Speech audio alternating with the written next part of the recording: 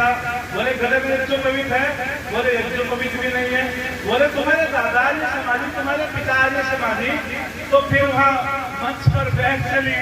तो उस व्यक्ति ने कहा कि डॉक्टर का बच्चा यदि नहीं पढ़ेगा, यदि उस कोर्स को नहीं करेगा क्या डॉक्टर बन जाएगा? मास्टर का बच्चा यदि उस योग्यता को हासिल नहीं करेगा क्या मास्टर बन जाएगा?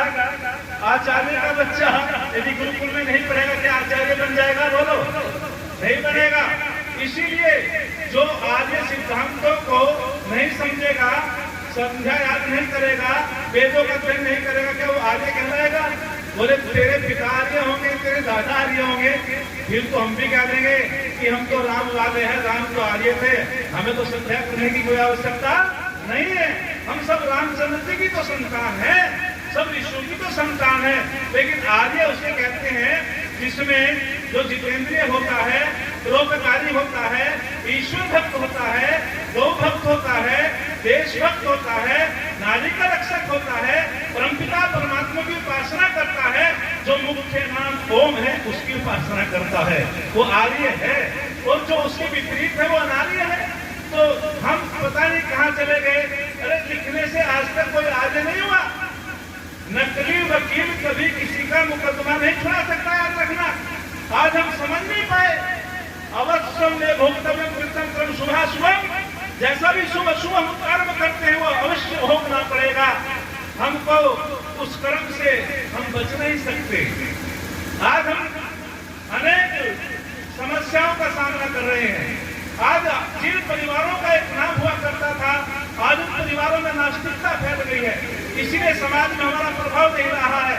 वेद का अध्ययन तो करना ही पड़ेगा, परमपिता परमात्मा की उपासना तो करनी ही पड़ेगी, और महर्षि मनु के पास जाना पड़ेगा।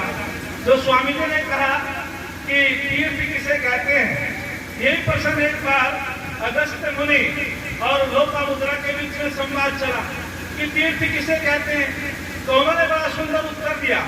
उन्होंने कहा कि तीर्थ की परिभाषा तो बहुत उत्तम है देवी। मानस तीर्थ उसे कहते हैं जो संयमी होता है, जो मन को वश में रखता है, इंद्रियों को वश में रखता है, जितेंद्रिय होता है, जो एक प्रकार से अपने मन को संयम में रख करके और जो परमपिता परमात्मा की आज्ञाओं का पालन करता है, अर्थात जो विद्या स्नातक है, जिसने विद्या से स्नान कर लिया हो तो मानस तीर्थ है। और महर्षि मनु के पास जाना पड़ेगा। इसके पास महर्षि मनु बताते हैं, तीर्थ की सही परिभाषा बताते हैं। फिर इसी प्रकार से उन्होंने फिर कहा कि जो तीर्थ है ब्रह्मचर्य परम तीर्थ, वे कहते हैं कि ब्रह्मचर्य का पालन करने वाला ब्रह्म तीर्थ ही होता है। जो ब्रह्मचर्य का पालन कर लेता है वो वास्तविक ज्ञान रूपी गंगा में गोता लगा लेता है, और जो ब्रह्मचर्य का पालन नहीं करता वो समझ लो ज्ञान रूपी गंगा में स्नान नहीं करता। अब ब्रह्मचर्य क्या कहते हैं ऋषिवर? अगस्त्य मुनि कहते हैं कि ब्रह्मचर्य का पालन करने वाला तीर्थ ही होता है। तीर्थ का मतलब होता है दुखों से पार कराने वाला, तीर्थ का मतलब होता है अविद्या से बचाने वाला, तीर्थ का मतलब होता है सुख प्रदान करने वाला। तो मानस तीर्थ कौन होता है? तो अगस्त्य मुनि कहते हैं कि जो ब्रह्मचर्य का पालन करता है। बोले ब्रह्म क्या है? ब्रह्म शब्द के अर्थ बताते हैं ऋषिवर। ब्रह्म अपने क्षेत्र में जो बड़ा होता है उसको ब्रह्म कहते हैं। परमपिता परमात्मा को भी ब्रह्म कहते हैं, आत्मा को भी ब्रह्म कहते हैं, अन्न भी प्राण है, अन्न को भी ब्रह्म कहते हैं। ज्ञानों में जो सबसे बड़ा ज्ञान है वो वेद का ज्ञान है, वेद को भी ब्रह्म कहते हैं। तो अगस्त्य मुनि कहते हैं कि हे देवी, जो ब्रह्मचर्य का पालन करते हैं, ब्रह्मचर्य देव मृत्यु पालन, अर्थात जो ब्रह्मचर्य का पालन करता है वो मृत्यु को जीत लेता है, वो परम तीर्थ होता है, वो आवागमन के चक्र से बच जाता है। पुनरपि जननम पुनरपि मरणम पुनरपि जन्मी जठरे शयनम। जो ब्रह्म तीर्थ नहीं करता, मानस तीर्थ नहीं करता, ज्ञान रूपी गंगा में गोता नहीं लगाता, वो बार बार आवागमन के चक्र में आता रहता है, उसका बार बार जन्म होता रहता है, बार बार मरण होता रहता है। और जो उस ब्रह्म तीर्थ होता है, जिसने वास्तविक रूप से ज्ञान रूपी गंगा में गोता लगा लेता है, वो बार बार आवागमन के चक्र से छूट जाता है। किसका होता है बार बार जन्म? जो अविद्या में चला जाता है। किसका होता है बार बार जन्म? ऋषि दयानंद से पूछा, मुक्ति किसे कहते हैं? बोले छूटना, छूटने को मुक्ति कहते हैं। किससे छूटना चाहते हो? बोलो, किससे छूटना चाहते हो? कोई बोलता है भाई, है जी? दुखों से छूटना चाहते हो। अच्छा, दुख क्यों आते हैं? फिर प्रश्न की श्रृंखला बड़ी, दुख क्यों आते हैं? तो ऋषिवर कहते हैं कि दुख आते हैं बार बार जन्म से।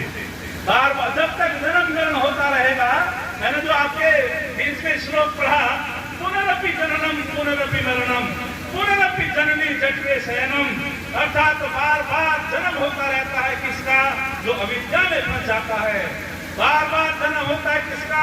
जो अंधकार में चला जाता है, जो नास्तिक होता है। बार बार मरण होता है। कभी कभी माता के गर्भ में उसका शयन होता है।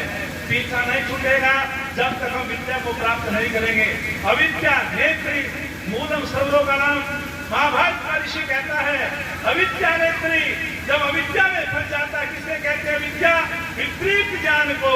परमपिता परमात्मा है तो चेतन, उसको जड़ मान लेते हैं। आत्मा है तो चेतन, उसको जड़ मान लेते हैं। परमपिता परमात्मा की जो ईश्वर की भक्ति हम करते हैं, ईश्वर का मुख्य नाम ओम है, वो चेतन सत्ता है, सच्चित आनंद स्वरूप है। उसके स्वरूप को न मान करके जड़ों में वास्ता रखना, उसका बार बार जन्म होता है, बार बार मरण होता है। महर्षि मुनि कहते हैं जड़ों को पूजने वाला व्यक्ति एक प्रकार से उसकी बुद्धि भी जड़ हो जाती है। तो मैं आपके बीच में जो बता रहा था कि बार बार जन्म, बार बार मरण होता रहता है। अविद्या नेत्री सर्वे मूलम सर्वरोगाणाम, अर्थात जो व्यक्ति अविद्या में फंस जाता है, जो व्यक्ति अंधकार में फंस जाता है, समस्त दुखों का मूल कारण है। जब तक उसका पीछा नहीं छूटेगा, तब तक जब तक वो विद्या को प्राप्त नहीं करेगा। अच्छा, विद्या और शिक्षा किसे कहते हैं? शिक्षा कहते हैं संसार के अंदर है जी जितनी भी भौतिक संपत्ति है उनको जानना शिक्षा कहते हैं। शिक्षा का अर्थ होता है सीखना। अरे सीखते तो पक्षी भी हैं। हमने देखा है पंडित मंडन मिश्र के यहाँ बहन जी जो तोते थे, बहुत अच्छे मंत्र बोलते थे। जब जगत गुरु शंकराचार्य का संवाद हुआ, हमने देखे सर्कस में बहुत अच्छा प्रदर्शन करते थे बंदर। हमने देखा सर्कस में शेर को जो ट्रेनिंग देती जाती थी उसी के अनुकूल चलते थे। अरे शिक्षा तो पशु पक्षी भी सीख लेते हैं, लेकिन याद रखना विद्या को प्राप्त केवल मनुष्य कर सकता है, विद्या को प्राप्त केवल ऋषि कर सकता है। सा विद्या या विमुक्ति, विद्या उसे कहते हैं जो मुक्ति दिला दे। तो मैंने आपसे पूछा था मुक्ति किसे कहते हैं? छूटना। किससे छूटना चाहते हैं? दुखों से छूटना चाहते हैं। दुख क्यों आते हैं? बार बार जन्म से। बार बार जन्म क्यों होता है? अविद्या के कारण, प्रवृत्ति के कारण। प्रवृत्ति क्या है? बस इस बात को समझेंगे। प्रवृत्ति कहते हैं जैसे व्यक्ति का जब मृत्यु के नजदीक होता है, जैसी उसकी वृत्ति होती है, जैसी उसकी चित्त वृत्ति होती है, प्रवृत्ति होती है, वैसे वैसे ही उसका जन्म होता है। कहते हैं कि एक बार शंकर भगवान जी और पार्वती जी जा रहे थे। पार्वती जी ने कहा शंकर जी से गर्मी का मौसम है, ये बूढ़ा बड़ा परेशान है, इस पे कृपा करो। तो बूढ़ा अपनी दुकान पे बैठा है और बूढ़ा कहता है परमपिता परमात्मा मुझको उठा ले, गर्मी से तो बड़ा परेशान हूँ। तो पार्वती जी ने कहा शंकर जी से कि आप इसकी कृपा करो भगवान। बोले कृपा तो करूंगा, लेकिन ये जो है संसार के मोह में बंधा हुआ है। बोले कि नहीं, तो बड़ा परेशान है। वो बार बार कहता है श्री भीष्म गर्मी से मुझको उठा ले, परमपिता परमात्मा बड़ा अच्छा होगा। तो पार्वती जी ने जब बार बार निवेदन किया तो शंकर जी ने कहा कि बाबा जी आप बड़े परेशान हो, चलो मेरी साथ स्वर्ग में चलो। अच्छा, स्वर्ग किसे कहते हैं? सातवें आसमान पे, चौथे आसमान पे स्वर्ग नहीं भाई। जहाँ विशेष सुख और सुख की सामग्री है उसका नाम स्वर्ग है, और जहाँ विशेष दुख और दुख की सामग्री है उसका नाम नरक है। यही स्वर्ग है, यही नरक है। तो बाबा जी ने कहा चलेंगे भगवान, महात्मा जी आपके साथ, लेकिन 1 वर्ष का समय दे दो, अभी मेरे बेटे का विवाह संस्कार नहीं हुआ। बोले चलो। 1 वर्ष बाद में शंकर जी आते हैं, उन्होंने कहा बाबा जी अब तो चलो। बोले अभी 1 साल का समय और दे दो, क्योंकि अभी मेरे पोता हुआ है, वो छोटा सा उसका लालन पालन कौन करेगा।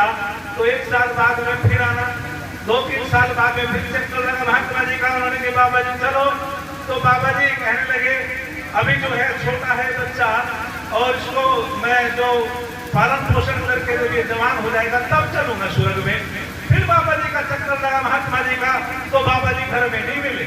उन्होंने अपनी योग साधना के बल से देखा तो बाबा जी जो है बाबा जी के रूप में नहीं थे, लेकिन बैल के रूप में उसी घर में थे। उन्होंने योग साधना से कहा बाबा जी ने कि अब तो आप बैल बन गए हो, तो स्वर्ग में चलो। बोले मेरे बेटे को तो पता नहीं है, लेकिन मैं बड़ी ईमानदारी के साथ इसकी खेती करता हूँ और मुझे तो पता है मेरा परिवार है, अभी 2-4 साल का समय और दे देना। इसे कहते हैं प्रवृत्ति। प्रवृत्ति का कारण यही तो होता है जब फंस जाता है व्यक्ति मोह में, संसार में। फिर 2-4 साल में चक्कर लगा तो बाबा जी कुत्ते के रूप में थे। उन्होंने कहा तो तुम कुत्ते के रूप में हो गए। बोले मेरे परिवार को तो पता नहीं है, सारे बच्चे तो जंगल में चले जाते हैं, खेत को चले जाते हैं, मैं इनकी रखवाली करता हूँ। और फिर थोड़े से समय बाद आना, फिर महात्मा जी आते हैं कुछ समय बाद, तो उन्होंने देखा तो गंदी नाली का कीड़ा बन गया। योग साधना के बल से देखा कि अब तो चलो, अब तो तुम गंदी नाली के कीड़े बन गए हो। तो उन्होंने कहा कि सुनो महात्मा जी, मैं छोटी छोटी आंखों से अपने परिवार को देखता रहता हूँ। अच्छा एक बात बताओ महात्मा जी, पूरे संसार में तुम मेरे पीछे पड़े हो स्वर्ग में ले जाने के लिए, मैं तो जाऊं वही ठीक हूँ। इसी का नाम प्रवृत्ति होता है। जब व्यक्ति प्रवृत्ति में फंस जाता है तो उसका कभी उद्धार नहीं होता है। तो मैं आपके सामने जो बता रहा था कि महर्षि मनु के पास जाना पड़ेगा यदि हमको सुख चाहना है, यदि हमको अपना शरीर स्वस्थ रखना है, तो इसका उत्तर बहुत सुंदर महर्षि मनु देते हैं। और एक बात तो हमारे पिता में भीष्म का उदाहरण भी आता है। महात्मा युधिष्ठिर ने कितने प्रश्न किए, उन्होंने कहा अच्छा बताओ बाबा जी तीर्थ क्या है। तो महर्षि जो हमारे पिता में भीष्म थे उन्होंने कहा कि सुनो युधिष्ठिर, सच्चा जो तीर्थ होता है उसको सुनो क्या है।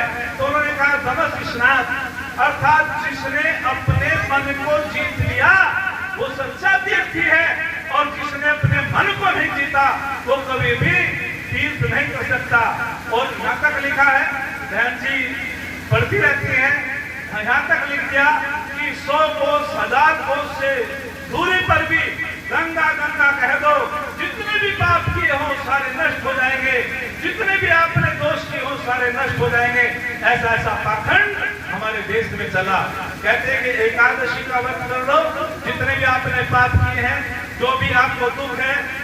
परिवारों में एक पंडित जी बता देते हैं और तुम्हारे बाबा जी के प्राण नहीं निकल रहे, आपको एक बात बता दो, एकादशी का व्रत रखो, आपके बाबा जी के प्राण छूट जाएंगे। बाबा जी को पहले अस्पताल में ले गए, पूरा पैसा लगाया कि बाबा जी के प्राण बचे, लेकिन डॉक्टर ने मना कर दिया कि मैं उसको घर ले जाओ, इसकी सेवा करो।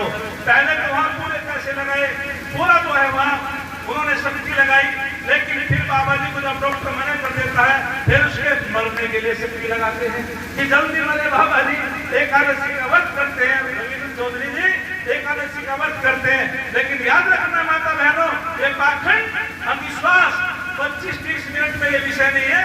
अनेक टिकुओं पर कभी समय मिलेगा, 2-1.5 घंटे का व्याख्यान होता है, कैसा कैसा पाखंड हमारे समाज में है। एकादशी का व्रत करते हैं और कहते हैं कि हमारे बाबा जी के प्राण जल्दी छूट जाए। जिस बाबा ने अपने बच्चों का पालन पोषण किया हो, जिस बाबा ने गर्मी में पसीना खा करके अपने बच्चों का परिवार का पालन पोषण किया हो, पसीना खा करके, उस बाबा के मारने के लिए फिर उपाय पूछने के लिए पंडित जी से जाते हैं और पंडित जी एकादशी का व्रत बता देते हैं। और याद रखना, एकादशी का मतलब होता है, एकादशी कहते हैं 11 को 5 ज्ञानेंद्रियां होती है, 5 कर्मेंद्रियां होती है, एक मन होता है। जिसने इन 11 को अपने संयम में रखा हो वह एकादशी का व्रत कर लेता है, और जो संयम में नहीं रखता वो एकादशी का व्रत नहीं करता है। ये एकादशी का व्रत होता है। हम कहाँ चले गए हमको पता नहीं। तो पिता में भीष्म भी कहते हैं कि जिसने अपने मन को जीत लिया हो। एक बार जगत गुरु शंकराचार्य से पूछा गया कि जगत को कौन जीत लेता है, तो जगत गुरु शंकराचार्य ने कहा था, जो अपने मन को जीत लेता है वो संसार को जीत लेता है, जो अपने मन को नहीं जीत सकता वो संसार को नहीं जीत सकता। याद रखना। और मन एवं मनुष्याणाम प्राणबंध मोक्षयो, मन ही बंधन का कारण है, मन ही मोक्ष का कारण है। तो तन में बने शिव संकल्प वस्तु, हे परमपिता परमात्मा, हमारा मन शिव संकल्प वाला हो। जब हम हमारे मन में अच्छे विचार आ जाते हैं, तभी हम एक प्रकार से उन्नति करते हैं, पाखंड से बचते हैं। आज समाज में कुरीति इतना पाखंड है, मैं आपको बताना शुरू करूं तो आज भक्ति के नाम पे इतना पाखंड है। अभी एक गांव पड़ता है खतौली से परे, रामपुर गांव, वहां तांत्रिक लोगों का आना जाना लग गया। उसके यहाँ बच्चे नहीं थे। उस महिला ने कहा कि मेरे यहाँ बच्चे पैदा नहीं हुए। उन्होंने कहा तुम्हें एक उपाय बताते हैं। रात्रि में यज्ञ करते थे आचार्य जी, उसमें मिर्च डाल करके यज्ञ करते थे, तामस यज्ञ करते थे। और कहा तो तुम्हारे पड़ोस में कितने बच्चे हैं? बोले 2 बच्चे हैं। और उसे कह दिया कि आप हलवे में जहर मिला करके इन दोनों बच्चों को दे दो और ये दोनों बच्चे इस संसार से विदा हो जाएंगे और ये दोनों बच्चे वापिस तेरे घरों में आ जाएंगे। उस राक्षसनी ने, उस पिशाचिनी ने क्यों हुआ? क्योंकि वैदिक पूजा पद्धति यदि हमारे भारतवर्ष में होती, ऐसा पाखंड न होता, ऐसा अनाचार न होता, ऐसा पाप न होता।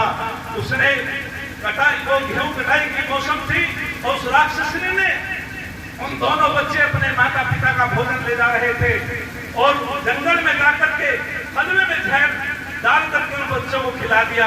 और वे बच्चे अबोध बालक थे, उन्होंने वो हलवे का प्रसाद खा लिया, लेकिन एक बंधु देख रहा था और वे बच्चे उस जहर के प्रसाद को खा करके थोड़ी देर में धरती पे जा गिरे और वे संसार से चल बसे।